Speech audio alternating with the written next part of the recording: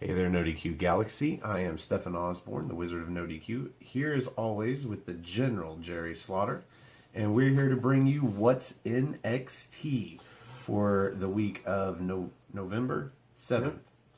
And Jerry, what was NXT this week? Oh, we had 3 fantastic matches. We had some great video packages as per usual because nobody puts them on like NXT. Simple as that. And a couple of interviews, but like we also got to finally hear from Gargano, and that was magical. But we'll get to that in just a little bit. Well, technically, we got to hear from 2 Garganos. Oh yeah, A Gargano and a LeRae. Mm-hmm. But we will get to all of that. First and foremost, I want to remind everybody that tomorrow we will be reviewing NXT UK and what we like to call our NXT party. And again, this week we will have our guest, Cindy G, No DQ's very own. Cindy will be helping us review both episodes from today. Let's see, that's episode 5 and episode 6. Yep. So they're continuing with the format of 2 episodes every Wednesday. So we will continue with our format of reviewing both hours in 1 episode and trying to keep it as short as possible. But again, Cindy will be with us next week or tomorrow. Yeah. Next week we will be having Owen Finch will be joining us to review that week's probably 2 episodes of NXT UK. And if you would like to join us for our next NXT party after Owen, you can get a hold of me on Twitter at Stephen R. Osborne. And just let me know that you want to be on the show, and that's what Owen did. We'll make it happen. And we're gonna get him on the show next week. But tomorrow, as I said, Cindy will be here, and we will be reviewing episodes 5 and episode 6 of NXT UK. But on to NXT. Tonight's show was surprisingly very good for the few matches that we got. Yep. Started off with a very strong tag match between Heavy Machinery and the Forgotten Sons. So I hadn't gotten to see Heavy Machinery in action. I'd only seen Otis Dosovich against Pete. No, was it? It was Otis versus Ciampa. Ciampa. That's right. It was the premiere episode of, or like It was one of our first episodes, I believe. It was a premiere episode of What's NXT. Oh, shout out to the old one. Way Way back back there in there. the background. Somewhere back there, right about here, is the premiere episode of What's NXT. Yes, we are continuing with the format.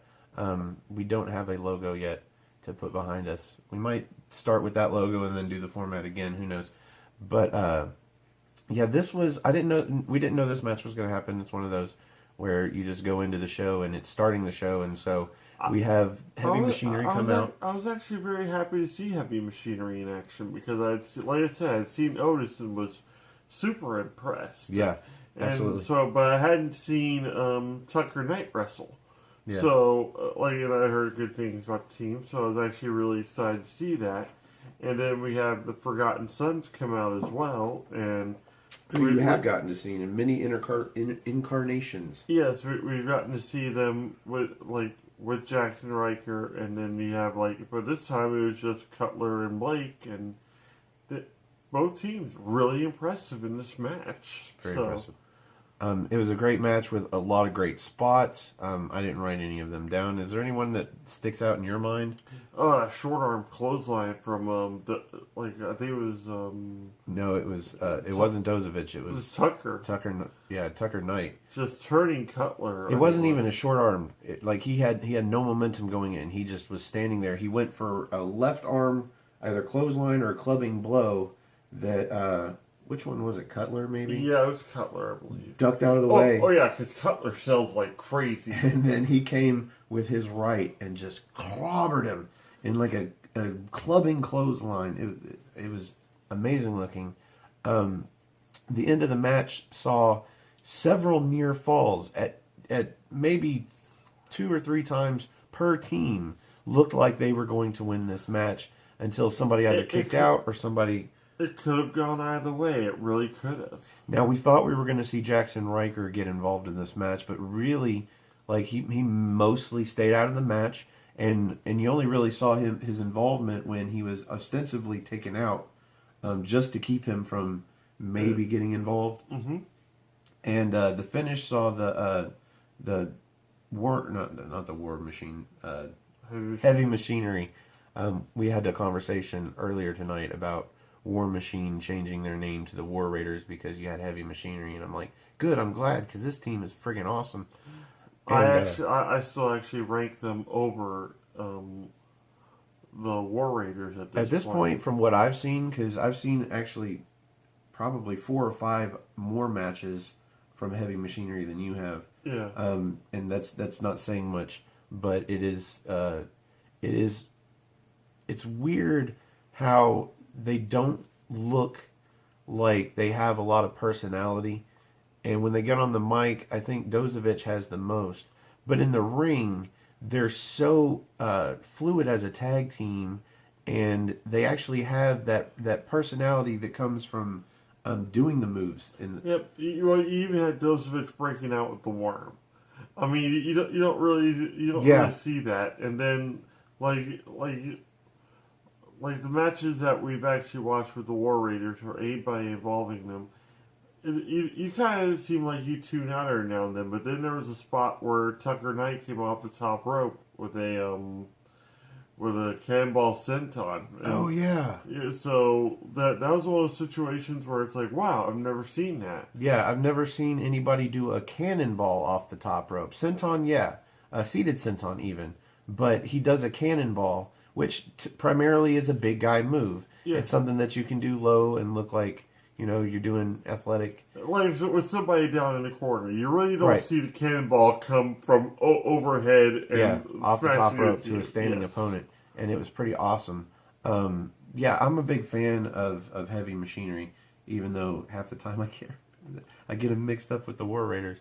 But yeah, with the War Raiders, they're big brutes. Mm-hmm. They're powerful, serious faces. They're very meat and potatoes. Yeah, so it's kind of easy to tune out sometimes to that because you're so used to seeing it. But Dozovich alone is so entertaining in the ring with his personality. And the best way I can put an example to this in the flip side is with Elias. Yeah. Elias is so entertaining in the ring on the mic with a guitar on a stool. But when he's in the ring facing an opponent in a match, his personality really doesn't come out in the way he wrestles. Yeah. Like he has no personality as a wrestler. He just has all the personality in the world as an entertainer. He plays him completely separate. He's got like the out-of-ring persona or the promo persona, and then he's got his in-ring, which is super serious, and there's really no flash to it. And I think maybe he's protecting himself because he feels like if he doesn't stay serious, at least in the ring, then he's going to become a comedy gimmick. Yes. And as a comedy gimmick, you don't win the world championship. But we were having that discussion too, is the fact that like a lot of mind games being played by wrestlers lately, whether it be just their persona, the way they dress, whatever, just to throw their opponents off. If he can infuriate them with song and make them lose their game and use his wrestling ability to counteract that, that's cool. But at the same time, like he's got to show elements of himself or like that persona to keep things fresh and keep the fans interested. Or like we're going to talk about later, where his look might lower the expectation that his opponent has in him. Yep.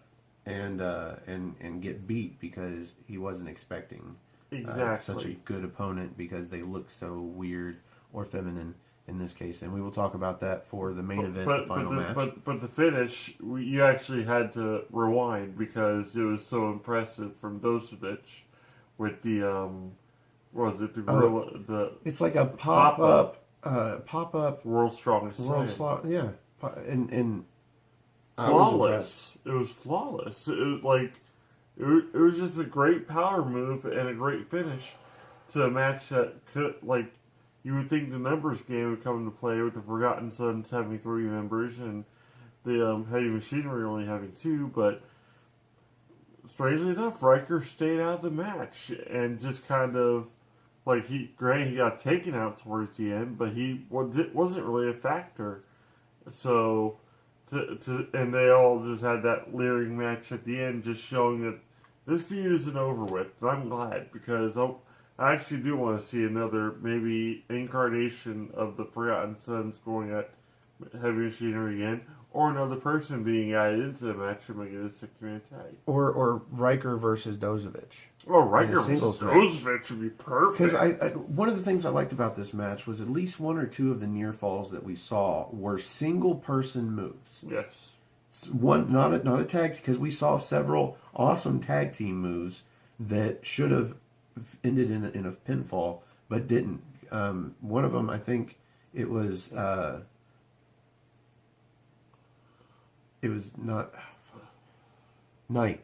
Yeah. Knight kicked out of what should have been the finish to the match, but on one of them, I think it was Dozovic, managed to break up the pinfall. Yeah. But a couple of these near falls were single person moves, and sometimes you forget in a tag situation, especially when they're as good as they are together as these two teams were. You forget that you can do your singles finisher, and I don't know if that was Dozovic's singles finishing move, but that pop up power slam or strongest slam, it was effective. Was awesome looking, and he got a win off of just him doing a move. And with Mark Henry retiring and everything, if he gets that call up, that could be almost like, I'd say it's almost be like a gimmick for him, because like he's got the power moves, he's got the personality, he could be like, everything that the WWE wanted Mark Henry to be, never really processed into. But in the WWE main roster, he's going to look like he's 4'7". Yeah. So that could be a problem, because he's probably more like 5'11" or 6'1" or some shit, but he looks like he's small compared to all the other guys that are 6'4" and above. Yeah. That are actually taller than you. This man is a giant, by the way. But it's going to play nicely to the not really smaller people in the crowd or whatnot, but the fact that you had this littler guy just picking up these massive individuals, like they're just like. Well, none of the Forgotten Sons are massive enough for it to look like it's impressive. And I doubt he's even close to the world's strongest man. Which means when he does start picking up these other big dudes, it's going to be even. Yeah, but do we know if he can? I'm not sure that I know that he can. I think he can. But I would love to see the War Raiders versus Heavy Machinery to see if he can pull off some of those power moves against the likes of the War Raiders. Notice I didn't go for their singles names. Yeah, great match to start the show. Oh yeah, fantastic. We had a great match to sandwich the middle of the show, and we had a great match to end the show with. But first, what are the chances that we get another video package? Oh, very, very high. But no. It wasn't really a video package. It was just it was Candice LeRae showing up. Yeah, outside. Yeah, which was a little weird. She was outside of the performance center. Yeah, going in because she was gonna talk to William Regal. Actually, more or less plead William Regal for a match with Nikki Cross. No, was this Kathy Kelly that was trying to get a word with her? Yeah, she was all over the place this episode. It seems like she had a different outfit each time. Yeah, it's almost like she was doing these interviews on different days of the week. Yeah. So we know nothing about different outfits. She, like everybody else, wants to know something from Candice LeRae about what her husband Johnny Gargano is getting on with.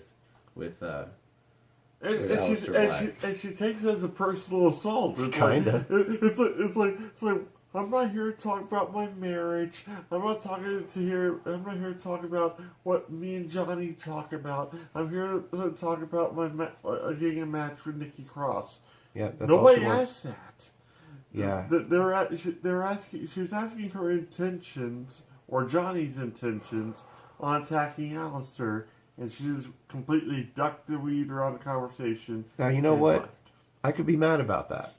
But we get word from Johnny Gargano himself later. Yes. And he fills in the blanks. That's all I can say. And it's really fun to watch. But we'll get there. essentially, Candice LeRae is going to go and find Regal and ask for a match with Nikki Cross because she apparently takes offense to Nikki Cross, like it was Nikki Cross's fault that Johnny Gargano attacked Aleister Black. Yeah. Or the fact that, yeah, Aleister Black actually knows is all Nikki Cross's fault now, naturally. So. Well, I mean, he was going to find out one way or the other, and Yeah. and Johnny Gargano super kicked him anyway. Like, what if he didn't do it? Then, but he did it, and he admits to doing it. Well, as if super kicking him and saying "I'm here" wasn't enough. We get the full scoop. That was the next sort of segment, a graphic, whatever. We're going to get Johnny Gargano. I almost kind of wish that had been the main event.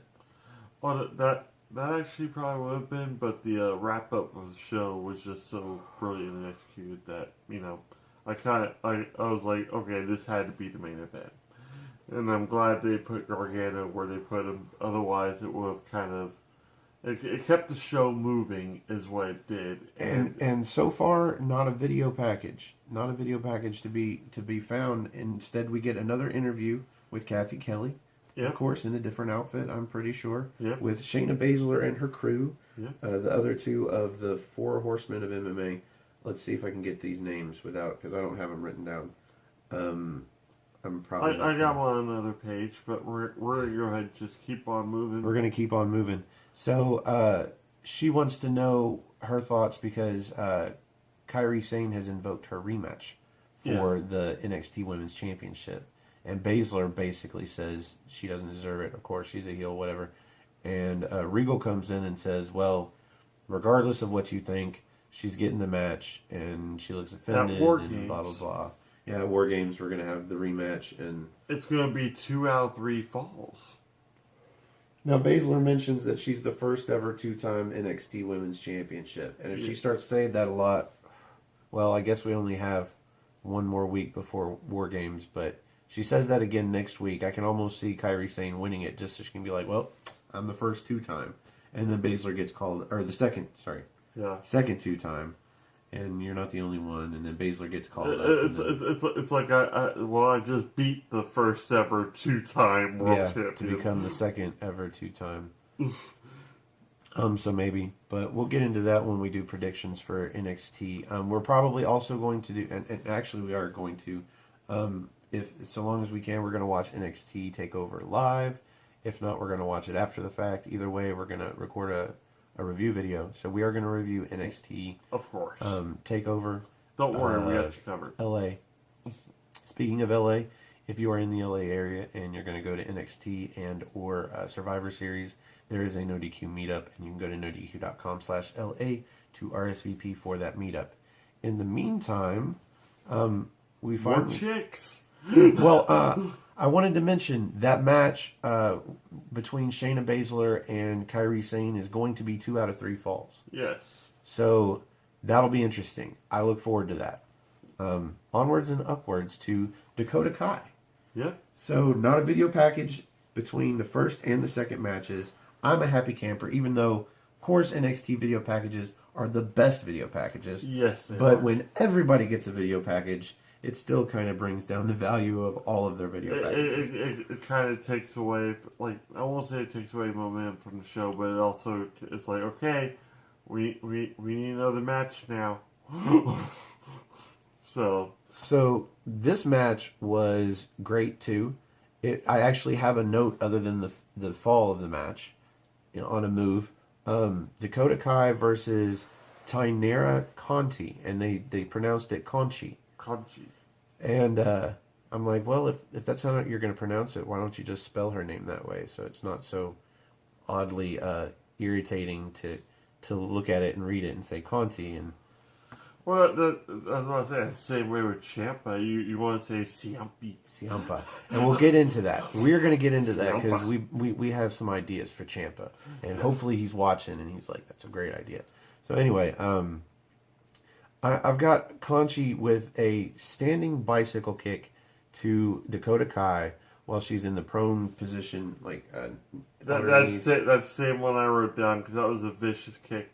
Wow! Yeah, Kanchi actually throws some pretty wicked looking kicks. And she makes it very well known to start a match. She's black belt. Yeah, she's got a black belt on. She's got something on under it, but she takes it off through the black belt, so that the black belt stays on. But I believe that there is the same kind of stigma with a black belt, or really any belt, in most martial arts. Kind of like people have with flags, where they're not allowed to touch the ground. You know, you respect them in such a way. So yeah, she takes it off and then hands it to the. I think she hands it to the ref. She did. To hand out. She actually held it up first, and then she folded it up very nicely and handed it to the referee. Yeah, she still lost. She put up a great match. Looked great. Both of them looked great. I don't believe any of these matches were really, well, of course the main event, but all of these matches were showcase matches. We didn't have any enhancement matches because even though the Heavy Machinery, who has been in NXT longer as a tag team than the Forgotten Sons, won, I don't believe the Forgotten Sons were in any way, shape, or form enhancement talent for them. No, they weren't. That's something else I noticed about it too, because I know she walked into this match and it's like, oh great, so we had different enhancement talent this week, because it seems like we're getting recycled the same people over and over again that are losing, especially on NXT UK at this point. We had, but even on regular NXT, I'm looking back at the notes, we had 2 enhancement matches on last week's show. Oh. There was 2 showcase matches, 2 enhancement matches, and one that would have been an awesome main event had it not been interrupted by everybody brawling and then it getting war games made, the 4-on-4 that I hate. But I'm starting to warm up too because it is the original style. Now, if God forbid they do something different, but if they stay with the 4-on-4, I'm okay with it. Yeah. Just consider the first time around special circumstances for a 3-on-3-on-3. And from now on, it's just 4-on-4. And I will warm up to the idea. But that's getting off topic. Back to the Dakota Kai with a beautiful Kai DeGraw.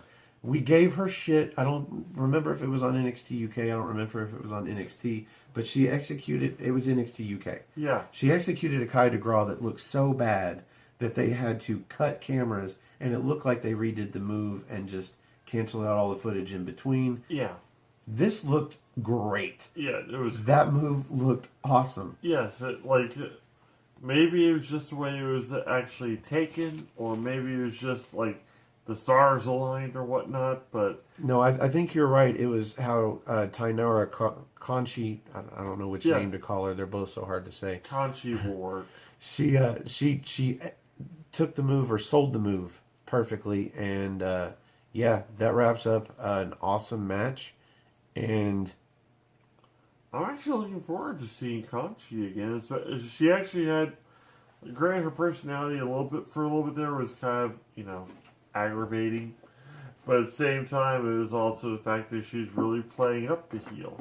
I think I've seen her in the Mae Young Classic, at least one of them. I can't remember if it was this year or last year, maybe both of them. And I think I've seen her in NXT before, and she's great, even though she's basically enhancement talent. In this match, it didn't look like she was enhancement talent, though. We're building at this point Dakota Kai into a solid face.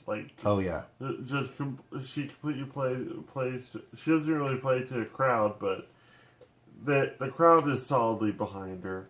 She's very much like I said, like Bayley at this point. Less exuberant, but less exuberant. I think they're downplaying that. Like I said, I think they're trying to perfect where Bayley kind of went wrong. She's really over the top and a hugger, and super colorful, a violent hugger. And yet, we're living in a society now where everybody's got this bubble. It's like, don't hug me. Yeah, don't touch me, don't hug me. Sure, I love you, but stay over there. Yeah, so she's got this colorfulness to her. She's got the wrestling ability. She's got the connection with the crowd. She's got a really cool denim jacket that she added to her outfit. She looks like an underdog, but wrestles like a champion. She's definitely on her way, is what she is. And I think I think she's gonna be a really strong asset when she gets moved up. But right now, I could actually see her being NXT Women's Champion, not very long, not too long from now. Well, she's already had one shot at it, but if Kairi Sane wins the title back and Baszler goes away, I could see her easily falling into the title picture. What I noticed is just change, and just it was a little change. But when she did the paint wash in the corner, instead of going from the standing position, well, her opponent being in the standing position, in this case, Conchi, Conchi was seated in the corner, and she did the paint wash first, or face wash, and then Conchi slowly stood up. Even Nigel said it was like a grazing one. It was more or less just to get a glancing blow to wake her up, just a smack to the face with the heel of my foot. Yep. But that's the way you do it, though. It's a hell of a smack to the face. It's like what just happened? It would have probably sounded great if Matt Riddle did it with his shoes off. Riddle. We get a little bit of Riddle later, but we'll talk about that in a moment. I'm a big fan. I wasn't a huge fan of Dakota Kai the first several times I saw her, but I'm getting. We're warming up to her very, very quickly. Yeah, definitely. That's the term for it. Warming up to her. So next we had an interview backstage with Mia Kim. Mia Yim. Sorry. Yeah. Well, she's got the fucking. She looks like she still got that whole Gail. Well, she uses the eat defeat. Yeah. So anyway, we get Mia Yim, who refers to herself as the HBIC, which we find out later. I think this was the only part of the show that you didn't like. The only part of the show that you didn't like. Because what would you think HBIC stood for? Seriously. But then, sure enough, she says head baddie in charge. Baddie in charge. If you're gonna say baddie instead of bitch, how about just don't use the phrase? It's like you just change B. HCIC, head chick in charge. Not actually, broad. Say I'm the head broad in charge. Yeah, but baddie. Baddie, no, we're not a fan of that. Hopefully they get rid of that quick. Especially if you're supposed to be building yourself to the face, which is why at this point you're supposed to be doing, because right in the middle of her talking. Just HW, head woman in charge. Yeah. There you go. Right in the middle of her talking, naturally we have Bianca Belair just kind of interject. Just twirling her hair. Just pretty much saying. Not the way you think. Just like Indiana Jones bullwhip, just twirling her hair. She comes in, pretty much tells Mia, you haven't proven anything. You're just flash in the pan. You've been here one match. What? I've been here and I'm undefeated. And well, no, and then she chews her gum. Duh. And she says duh like. Anyway, she's supposed to be the best, and apparently she was really good in school, so she knows duh is not the way to say it. And it sounds really garbage. Yeah. And I guess she's supposed to say it that way. That poor girl. Yeah. And then chews her gum, then chews her gum, Ted. Yes. I was a little annoyed by this, but I think annoyed in just the right way. I think that's what. Is she supposed to be a face? I don't know. I think it's supposed to be the obnoxiousness to it. Like if the crowd started chanting with her, she'd pull some rock type shit where she's like, "This isn't sing along with Bianca." Look, if they're going for cocky heel, I'm behind it, because I was really annoyed by the way she did that. Mm-hmm. But I think this is kind of her gimmick to get jealous when people get interviews when she thinks she should be interviewed. Yeah. When most of her best stuff comes from, just a peeping Tom guy with the camera that wants to catch an interview with William Regal. She's just back there fucking being a mean person to him. Yeah. And demanding basically she wants a women's championship match, and she's going to do it in this case by, I guess, starting a feud with Mia Yim. Yeah. Well, Mia Yim's pretty well established in her own right, and a victory over her would prove great, but at the same time, there's plenty of talented women, in NXT. I think just Mia Yim just coming hot off the heels of her impressive debut for them on that show is like she wants to strike the iron while it's hot and cool it off. And Well, she wants to be the second person to defeat Mia Yim. yeah, I don't know. I don't know about that. It's just, if she wants an NXT Women's Championship match, she should be like breaking into Shayna Baszler's locker room and getting beat down by. God, I want to remember their names. Hopefully, before this episode is up, I will remember their names. It's going to come out randomly, but I don't care. Anyway, so next we had Matt Riddle and Keith Lee. And I guess they're bros. they're bros. And well, is it okay? I'm gonna go ahead and just say this real quick. We're just gonna touch on it a little bit. I am not excited about the Ono Riddle feud at this point. I know they're building towards it. I know it's been talked about, especially like when Ono made his appearance and talked to Riddle about Riddle coming into the company soon and how he's his new golden boy and refers to him as Toy in this segment. We'll get to that in a second. But the fact that their styles differentiate so much, and the fact that Chris Hero, or I still call him Chris Hero, because he's still Chris Hero to me, even though he looks like he ate Chris Hero. He ate too many heroes. Yeah, he ate too many heroes. And this coming from a couple of fat guys, but still, we're not trying to be wrestlers. I wouldn't try to be a wrestler with this body, even though Kevin Owens does it amazingly. Yeah. I'm not saying I look like Kevin Owens. He's been conditioned to do it for years. But he's got that cardio, man. Fat guy cardio. You have to really watch some more of his Chris Hero's older matches. He was just from a couple of years ago. To truly appreciate what he used to be, but versus what we saw this past week, which was just not a great match out of him. I don't think he didn't look impressive. He didn't really do anything impressive. It was a very forgettable match, and he was being fed a jobber essentially. Yeah, and it just wasn't that fun. And it was a forgettable match. But completely. Yeah, we have. I had forgotten about it. Thank you for reminding me. Yeah, we have Keith Lee and Matt Riddle just talking about how great they are, or how awesome Matt Riddle's debut was. Well, you make it sound like they're heel talking about it. No, they're man, that was great. I love you, man. Bask in your glory, woo!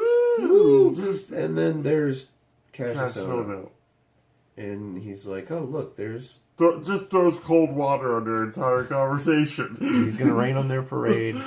And they are William Regal's new toys. Yeah. Because Keith Lee only debuted, a few months ago. And now Matt Riddle has just debuted. And Ono apparently has something against the new guys, as we have seen play out over the weeks. I think he's just takes offense to any rookies pretty much making any kind of bragging. But at the same time, yeah, he says he enjoys he enjoys new toys coming in because he likes to break them. Yep, he likes to break them, and that's pretty much.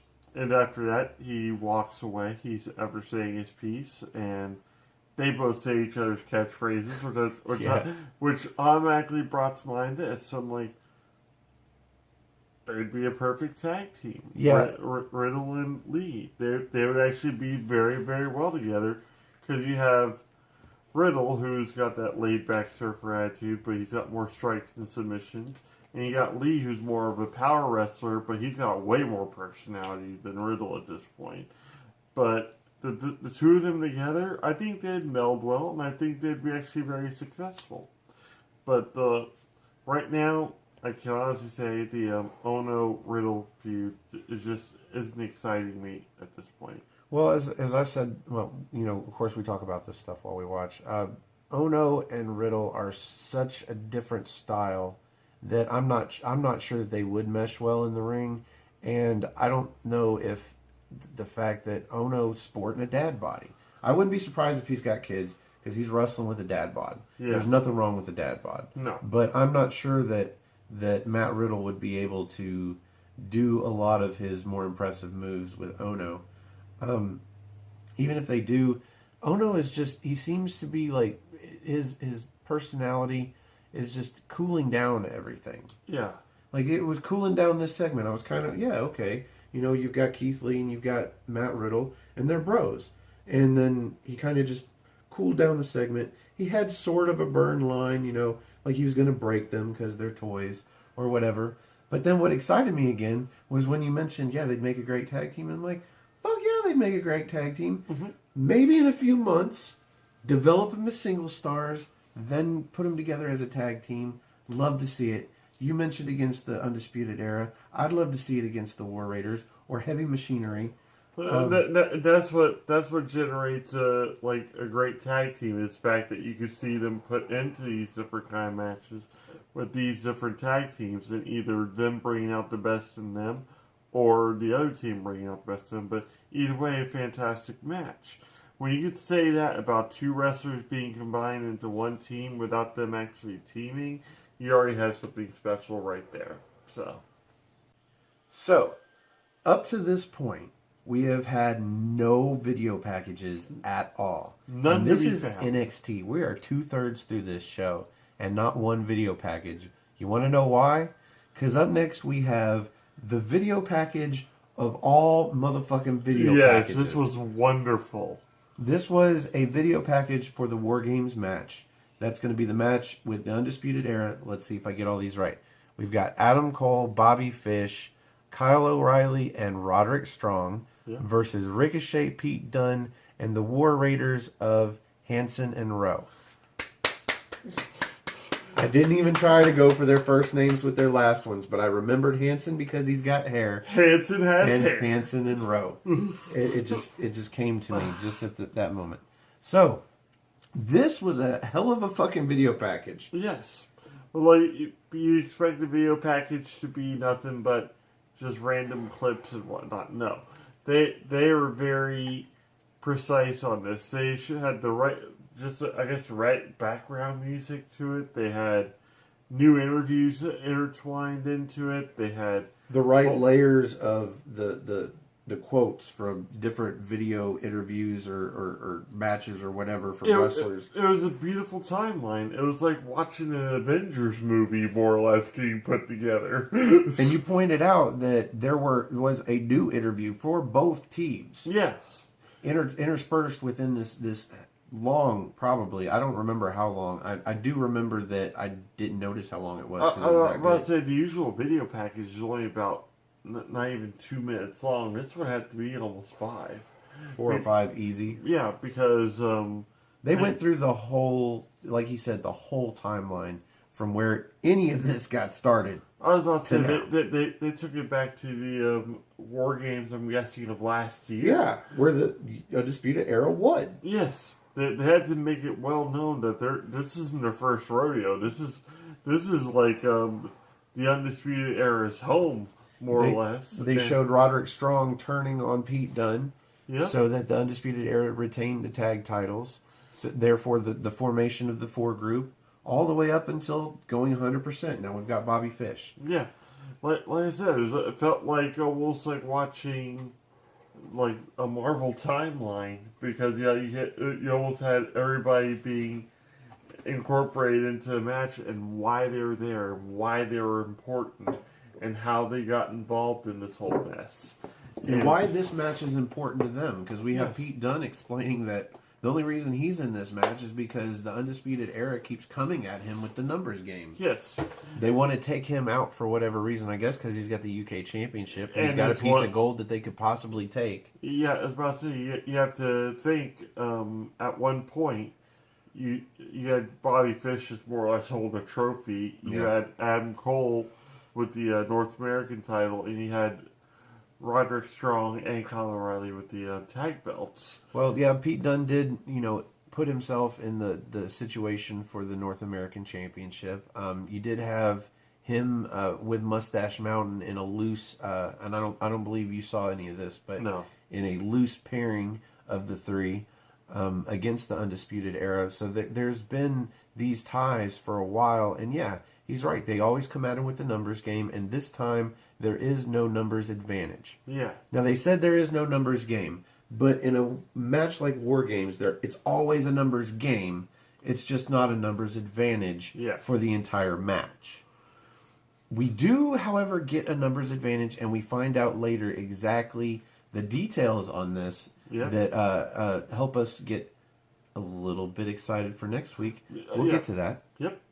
But yeah, great video package, and I wouldn't say by this point I was itching for, like, I wasn't jonesing for a video package. I actually had to ask you at this point, like, what do you consider to be the main event now for War Games? Because we have the actual War Games match. We have Aleister Black versus Johnny Gargano, and we also have Velveteen Dream versus Ciampa, and which is an afterthought at this point. Yeah, which initially, which is why I said the NXT Championship is going to be mid card. It's going to go NXT Championship. Probably, to me, it's going to go, the championship is going to go War Games as the pre-main event, and then the main event is going to be the blood feud between Gargano and Black.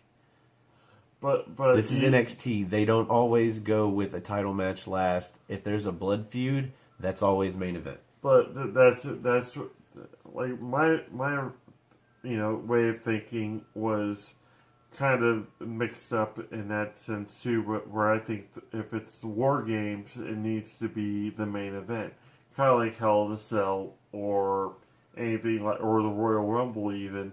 Have that be the last match. Have that be the main event.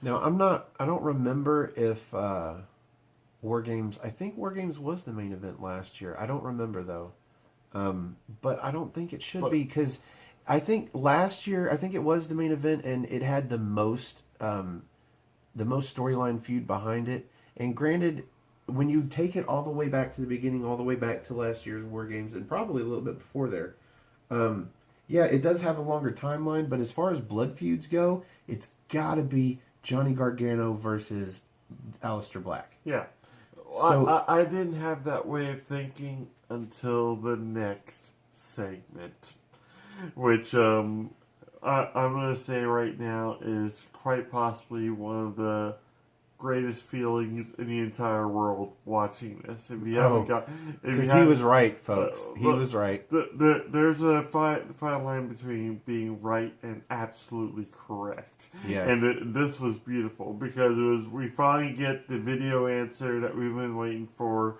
from Johnny Gargano about why he attacked Aleister Black. Well, hey, I was correct on one point. I said when we first see Johnny Gargano, he's not going to be in an NXT ring. No. He's going to be on camera. I thought he was going to be at home. Yeah, I thought this was a home video. I thought he was going to be at home too, or at least some sort of undisclosed location. He was not going to be anywhere in a ring or anywhere Aleister Black could find him. Right. Which made the segment even crazier, I think. Well, technically speaking, Aleister Black could have found him where he was. Where he was outside of Full Sail. He was out in the parking lot in the spot, essentially, where he attacked. First it just showed him walking down, like, what felt like down a trail, maybe even a track even, like, just with a cell phone, just taking a selfie video. Well, there were some blue lights. I knew, there was buildings around. Yeah. I didn't think, though, that he was at Full Sail until he basically revealed it, but yeah, it looks like a home video. It's self-taken, selfie, whatever you want to call it, I guess on his phone, but it looks really good. Yeah. Doesn't look like your typical, Instagram or tweet video. So he basically goes into what I've been saying since the reveal actually happened, is he says that Aleister Black says that he's on a path. And Johnny Gargano is on a path as well. He's the one that's supposed to beat Ciampa for the belt. He's the one that's supposed to, usher in almost like a new era for NXT and whatnot. He is completely delusional, folks, and is wonderful.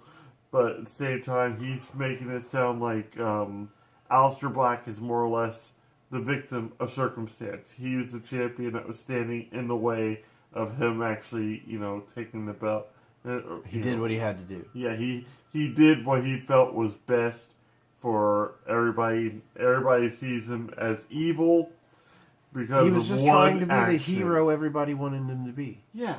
And he is, and that was you hit the nail on the head with the one word that I would use to describe this promo. I don't know. Delusional. Delusional. He is complete. Johnny Wrestling is completely delusional. Yes. He believes he's still the good guy when the crowd will tell you differently. He's gone very Thanos with this whole thing. But instead of snaps, he delivers super kicks. So, yeah, I enjoyed it. I'm glad that they didn't try and hold this out for a few weeks or give us a partial answer or a bullshit answer even. You know, this sounded genuine. He genuinely sounds fucking delusional. And the greatest part is, like you said, he finally sits down, and he's right at the part where where he attacked Aleister Black, which is a direct slap in the face right there. It makes the I'm right here after the super kick feel like almost like an afterthought. Is the fact that he had the balls to go back there, sit right back where like he laid Aleister Black out, and tell him it showed that he's like sitting right there.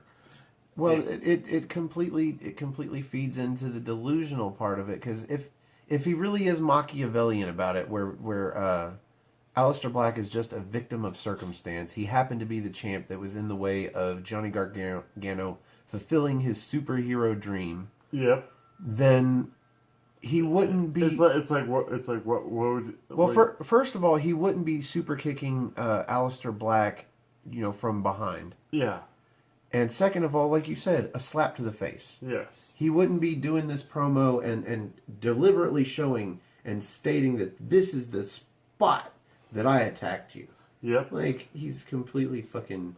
Well, but this is good. I like this. I like the fact that Gargano at the end said it's like I'm in a dark place right now, but I'm starting to enjoy it. And that just says to me this heel turn's not going away in any way, shape, or form. Yeah, he's wearing black. Candice LeRae's wearing black lipstick. So whatever. I like it.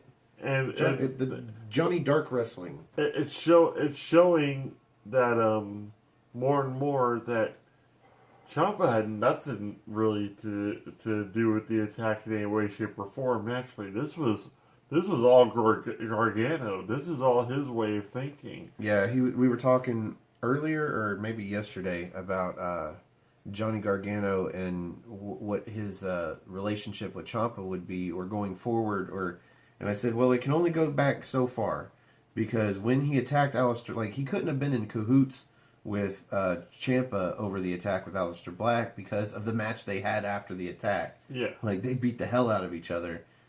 So they weren't in cahoots. Maybe after the fact they could get in cahoots, but at this point, I don't think they have a very loose connection in their history, and that's about it. Yeah. So, but that just makes it even solidified it even more for me that this actually does have to be the main event for the pay-per-view for the War Games. So. I guess they're going to, like you said, probably lift the cage up and have the match for those two. But at the same time, this triple main event's going to be insane. Because that's what it is to me, is a triple main event. Any three of these matches could easily be a main event for... Well, you're going to have Shayna Baszler and Kairi Sane in a 2 out of 3 falls. You don't think that's going to be... That alone's going to be another great one, too. Yeah. What is the other match going to be? Like, I can't even think about what the match... Most of the titles you've got taken up in other matches anyway. Yeah. You can't have the UK Championship defended. You can't have the tag titles defended. What other feuds are going... You think you'll have Matt Riddle versus Cassius Ohno? I don't think we have enough time to build to it just yet. I think we're maybe like a week, maybe 2 away from TakeOver at this. So we've got 4 matches for sure, but what would be the 5th? Maybe it's only going to be 4 matches. Maybe that's all they need. No, I think they'll have at least not really a filler match, but So, like, maybe even something from NXT UK will actually like showcase match from them, That would be cool. and then possibly, since we didn't get a payoff for it in any way, shape, or form, maybe that will be Nikki Cross's last stand in NXT, and she'll go against Candice LeRae. There you go. I'd like to see that match. May make it like even it can't be a loser leaves because If we've that already happens, seen our let me tell you, if that happens, you might see the NXT takeover start with the NXT Championship match. I hate to say it, but I don't think after the success, and I say success loosely because I don't know the numbers. I just know what I saw, and it was a phenomenal pay-per-view. Evolution, after the success of Evolution, I don't think you start NXT takeover with 2 women's matches, like you're getting them out of the way to have the next 4. Yeah. Or the next 3. I apologize. So I would say you'd see the NXT Championship match. Then you would see the non-title match between, who did you say? Was it Bianca Belair? Yeah. And Nikki Cross. Yeah, that would be the 3rd match. Oh, Nikki Cross versus Candice LeRae. Oh, I'd rather see Bianca Belair. But finally get a definitive ending for that. Have Bianca Belair win. Stay undefeated. Yeah, that would be great. And but then, I think that feud's over with. I really do. Which sucks because there wasn't a definitive ending to it because she faded into glitter and Aleister Black was sitting in her place. Yeah, but that's the match that I would like to see. I would like to see, so the NXT Championship will have that match. Then you have the Women's Championship match, and then you have NXT War Games match, and then you have the blood feud between Aleister Black and Johnny Gargano. So, pretty much right after the Gargano match, we had the announcement we knew not was the match. coming. You mean the Gargano home video? After the Gargano video, we had a match announcement for or a graphic. Well, we had 2 announcements for next week. Yeah. So if we didn't have enough reason to look forward to next week, we are going to get the singles match between Mia Yim and Bianca Belair. Yep. So put Bianca Belair over, and then have her fight Nikki Cross, and finally have a finish to the match where she beats Nikki Cross too, stays undefeated, and then she is next in line when Kairi Sane maybe retains, and then because she's already starting to look like a heel. So just finish off the job, make her a heel, and then you can have her facing Kairi Sane. Yeah. I don't think she looks credible against Baszler, but if Kairi Sane gets the title back and Shayna Baszler gets called up to the main roster, then that looks good. Yeah. I like that. Next, we had the announcement for a singles match by William Regal.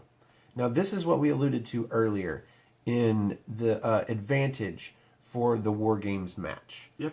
This match next week is going to be a singles match with some member, we still don't know, some member of the Undisputed Era versus a member of the other team, the Mishmash, the Dunn, Ricochet, and War Raiders team. We come up with a team name for them before the next show. Yeah, at least by the next show, because after that it'll be too late. Yeah. So they're going to have a singles match to determine who gets the advantage. I would assume by the advantage that means that is the first team that's going to have the other members join the match. Yeah. They'll like the next person in the ring will be from that certain team. Yeah. So we have so many different variations of who could be in this match out of the 8 men participating.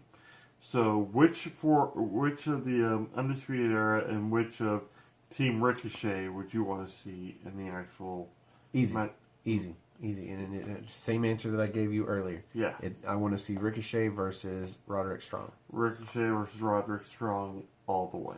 Yeah, I have to agree with that because you have so many different ways Roderick Strong could probably throw on that backbreaker, and like Ricochet is going to take this guy a lot in that match.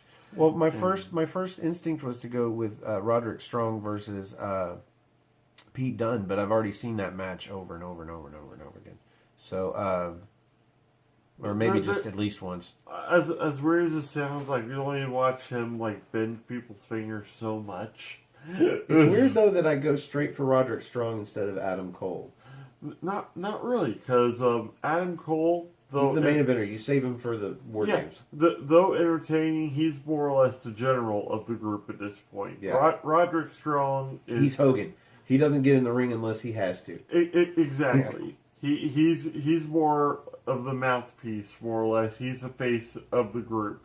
So, Roderick Strong, I would say, is more of the muscle than anything else. And then you have Ricochet, who's like the leader, and it's just going to be an awesome pairing. If they make that match for next week, that's going to blow minds, is what it's going to do.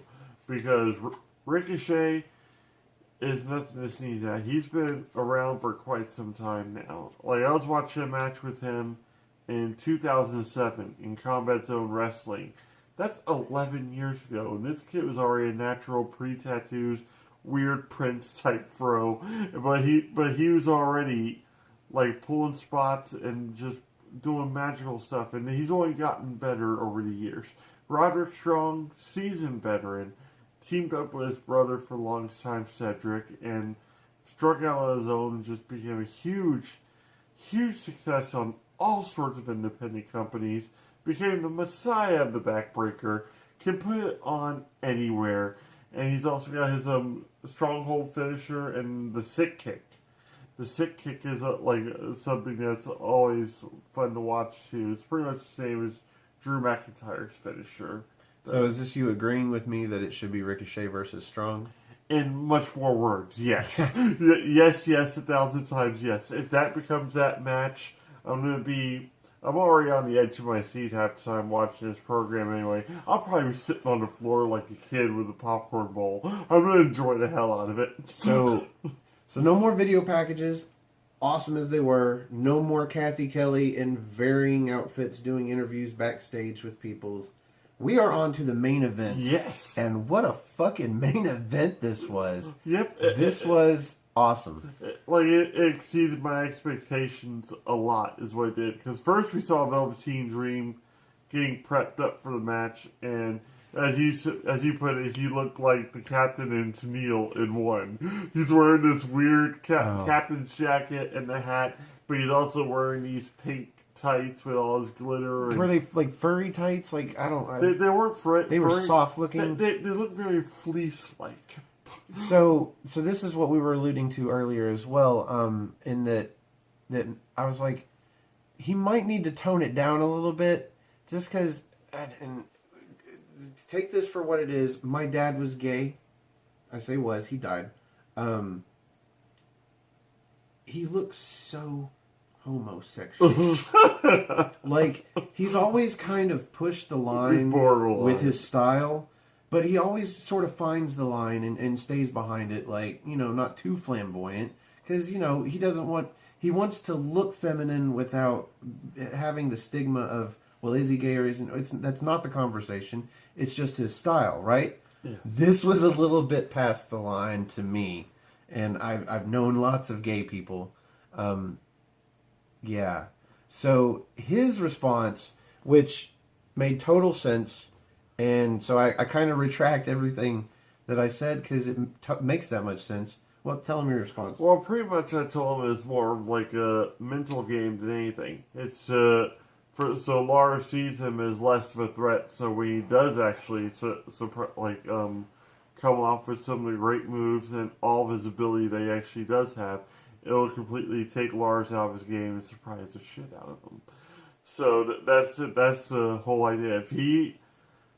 If he underestimates Velveteen Dream for even 5 seconds in this match, it could just be from the way he looks or from his entrance, whatnot, it's going to completely just blow his mind when Velveteen Dream leaves him looking up at the lights. Yeah, because at this point, The only thing he was missing was like a mesh or a see-through top. Yeah. That was, cut off to show off his abs. And chances are he owns like 8 of those anyway. Maybe. I assume he's probably gone that direction with a get up or two. And so we have this like really drawn out and very, like, just very flamboyant entrance and whatnot from Velveteen Dream. Followed by probably one of the scariest entrances that does not involve pyrotechnics in WWE right now. They added a scream to the beginning of Lars. Yeah, I put that down as notes. I wanted to make sure. Thank you for mentioning it because I had to back it up because he was chatting. We chat. So sometimes we get this video done a little later because we chat. But he was saying something and Lars' music hits and I'm like, wait, what was that? It was like because obviously he's several octaves below this, but he must have been right in that range of tone where I back it up. There's a scream that they have added to the beginning, right at the beginning of Lars' music, where that one tone hits that it's his. I like it. Yes. Because he looks like... Because at that point, like, right when that scream hits, all you see is that orange light, or orangish reddish light, hitting Lars on the stage, and everything else is just darkness. And he's just standing there, yes. serious as a heart attack, stone still. And my response was, he looks like a comic book supervillain. Yes. And his response was... I quote Reservoir Dogs, like, Thing. Yeah. Motherfucker looks just like the Thing. Wouldn't need makeup, wouldn't need costume. Well, he'd need a splash of orange paint. But yeah, he looks just like the Thing. And the silhouette that they do when he gets in the ring. They've got this bright-ass light shining, and they've got the camera pointed right at it. So all you see is white. The brightest white that your TV will produce. And then suddenly, boom, Lars' silhouette has pierced the light, and they pan backwards, and you just see Lars in his giant figure in this white silhouette. Yes. And it is just perfect for, as he said, the front of a t-shirt. Yes. Just the white outline of Lars on the front, and on the back just have Lars. Lars, not Lars Sullivan. This was my idea. When he gets called up to the main roster, which has got to be Sullivan. soon. No more Sullivan. Just do it now so you don't end up doing it like you did Rusev, where you get rid of Alexander.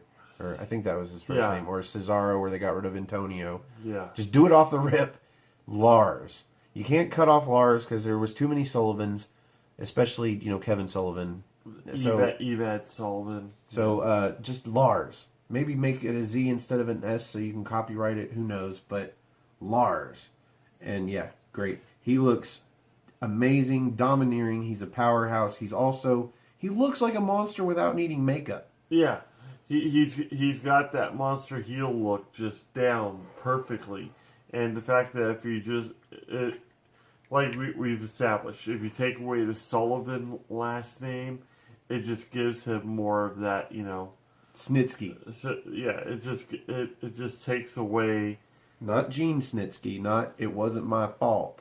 Snitsky, the fucking monster. Yeah, you take away the more or less human value of him if you take away his last name. Yeah, you take away his humanity. Yes. You could separate him, because giving him a last name makes him more human. He's not human. He's a fucking monster, and he looked like a monster. Although, Velveteen Dream, at the end of this, looked like he was going to pick up the win. He dropped him with, I think it was his version of a DDT. It wasn't a DDT. It was almost like a rolling, burning hammer. Yeah, okay, it's his version of a... Death Valley Driver. A DVD. Yes. Yeah. Who, by the way, I think Perry Saturn did the best Death Valley Driver. His looked like it would break your neck. Yeah. Fuck John Cena and the FU, the AA, the whatever, the release, the throw. No, that doesn't look like it hurts. Tommy Dreamer had a really good one too. Well, yeah, but his wasn't as tight. Oh, Perry Saturn's looked like he pulls it in tight and he puts all of his body weight onto your neck. What I really liked about Velveteen Dreams is the fact that he rolls completely with it. So naturally, all your body weight goes and hits the mat. So maybe he trained with Perry Saturn. Who knows? Really, anything Velveteen Dream does looks good. So he goes to the top rope after this, looking for, or he goes to go to. Either way, fucking Ciampa comes out. Yeah. And this is what we feared, and I cussed him out, and I apologize for that, my friend. I cussed him out because he's so good at predicting stuff that when he predicts stuff I don't like, and then it looks like it's going to happen. His prediction was it was going to be a non-finish, that Ciampa was going to get involved and cause a double disqualification or whatever, or a no contest. And Regal was going to make it a triple threat match at TakeOver. Yeah, and as soon as I saw Ciampa, I'm like, fuck you, man. Because by this point, I even told him, this match is so good, I want to see a finish. Because my prediction was going to be essentially a non-finish, where I thought Lars Sullivan was going to get too physical and get like a 5 count in the corner or something and get disqualified.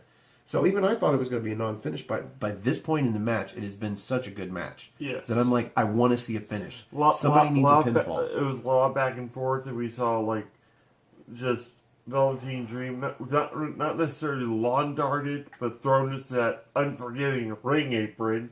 Oh God, the drop that he did on him, that's like almost like John Cena's third move of doom. Yeah, where he picks him up like he's gonna do a backdrop, but then he just chucks him forward. Yeah, he did this before where he just dropped him like right in front of him on the apron, which looked devastating enough. This one, he threw him away from him, like 3 feet away into the apron. Yes. And it looked really horrible. Like, horrible, painful. It looked really good. It definitely, it's like, okay, this is where Velveteen Dream is going to lose. He fought through the match. Yeah. And he had it won, if not for Ciampa. Yep. Ciampa shows up and causes a distraction. That's all it took, was a distraction. It only took a few seconds. Well, it was more than a distraction, because, I mean, he took him out. I can't remember if he came off the ropes or if he came off the apron, but he took out Ciampa. Yeah, he but as soon as he got back in the ring, he ate a freak accident, and that was it. Lars. Yes, Fucking Lars got the win. And I was surprised, but completely happy, because we got to finish to this match. And Lars leaves the ring. Yes, his business is done. But he looks like he took a hell of a beating. He's holding his arm. He's trying to celebrate and just throw his arms up in victory, but you can see he is aching. Velveteen Dream fucked him up, is what he did. He caught him completely off guard with the offense. And the fact that he just would not stay down. He wouldn't stay down for the longest time. He couldn't power be pinned. move after power move. Yeah. He would not stay down. And he was it Lars? He had him for the was it the triangle lock? Yep. And it looked like Lars Sullivan either wasn't going to be able to power him up or was just going to end up passing out. But eventually he got him up and got him into that single arm power bomb. This match made Velveteen Dream look good. It made him look good in the finish because it was off a distraction. And then the ending of this main event was not the ending of the match. Because if you notice, he said Lars Sullivan left. Ciampa didn't leave. No. Ciampa just gracefully gets into the ring. And he stares down his opponent for War Games. Yes. And from there starts a little bit of a beatdown, more verbal beatdown than anything else. Because at that point, Velveteen Dream is just still creamed from the freak accident a little while. Well, I think we were planning on he was planning on giving everybody a proper beatdown to watch, but he was too cocky. He was too assured that Velveteen Dream was that taken out by the match and by the freak accident. Velveteen Dream gets back up. Yep. And he ends up taking out Ciampa, who had set up, was it the title? Yep, he had set it up like he was going to pile drive him onto it, looked like. And Velveteen Dream ends up putting him through the title, and then starts going to the top rope. He's going to come off with the, whatever he calls it, the elbow, the Macho Man elbow. Yeah, the Macho, but 2/3 way across the ring, as far as he can nail it. And this is when we have not all the refs. Almost all the referees. Almost all the refs. He's like, where's Drake? I'm like, dude, come on. Drake, he was a wrestler. He looks like a wrestler. If he comes out there, he should be able to get Ciampa to stop, maybe. So you got to have all the weak-looking guys. Dream stop. Or, I'm sorry, yes, Velveteen Dream. Because they briefly get Velveteen Dream to look like he's not going to do it, but as soon as they let their guard down, he goes to the top rope and he hits a beautiful elbow drop and grabs the title and looks victorious, even though this wasn't a match with him and Ciampa. He looks like a credible contender. He stands tall, so by WWE logic, I would say Ciampa retains. Yep. So, but here's the thing with this: we have to talk about your new spelling.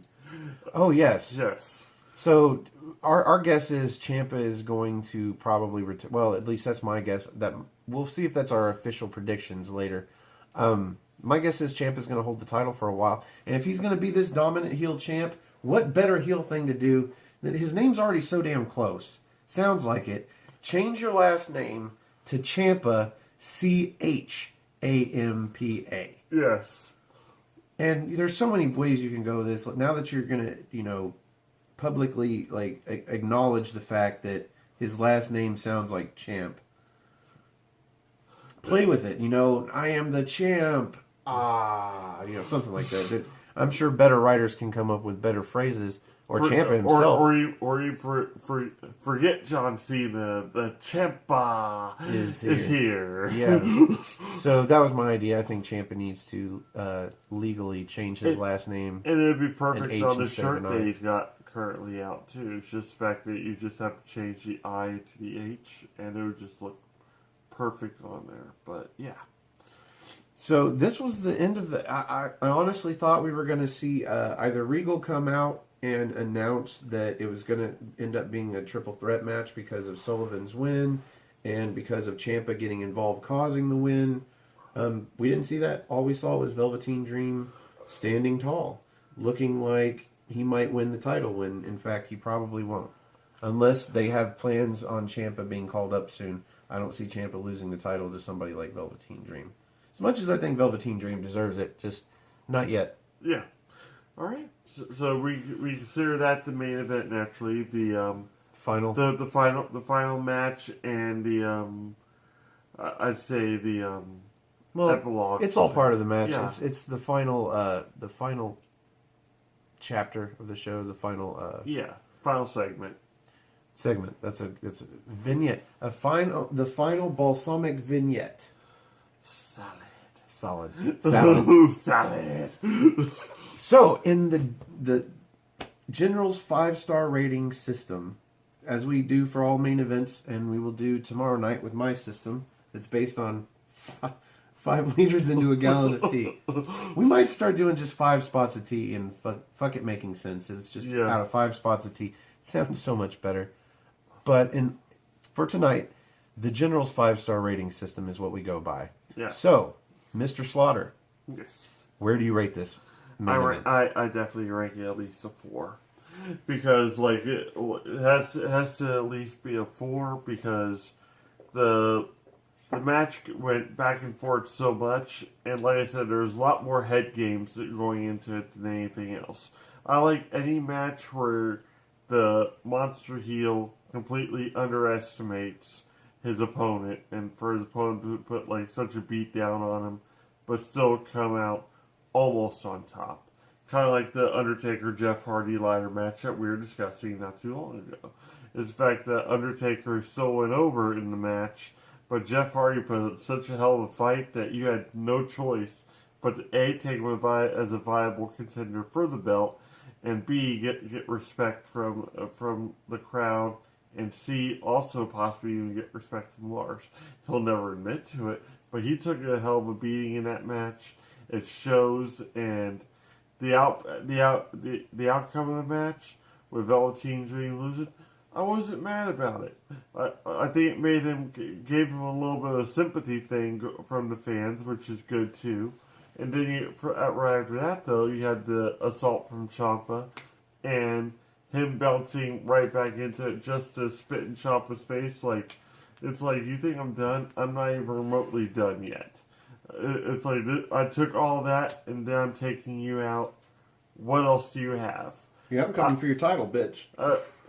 If you weren't taking Velveteen Dream seriously, you were after this match, and Absolutely. I think that's exactly what they were going for in this match. I don't think they were going to, just have this match be a throwaway in any way, shape, or form. It delivered where I thought it was going to deliver. It had a definitive finish, with very little interference. Ciampa just showed up, but he didn't get into the match. So you Didn't make it. You didn't really have much foul play in it. It was just a very vicious assault from start to finish. 4-star match, solid main event for just a weekly show. I enjoyed it. So you're going solid 4 stars. Yes. Because you had said at least 4 stars. So okay. Yeah, I'm going to go with solid 4 on that one. To me, this main event, and I say main event because it's not just the match, because everything was great. Because the match was great. It told a good story, and especially up through the end of the match. And as you said, Lars Sullivan was still selling that he underestimated Velveteen Dream, and really, Velveteen Dream just looks that good to where even if he correctly estimated Velveteen Dream, he was still better than he thought he was going to be. Yes. And this segment had 3 participants, other than the ref, other than the commentators, and blah, blah, blah. It had 3 participants because you also had Tommaso Ciampa. Yeah. And he looked good. Because he looked like he got cut off at the pass on the way to interfere. So it didn't really make him look bad to get taken out.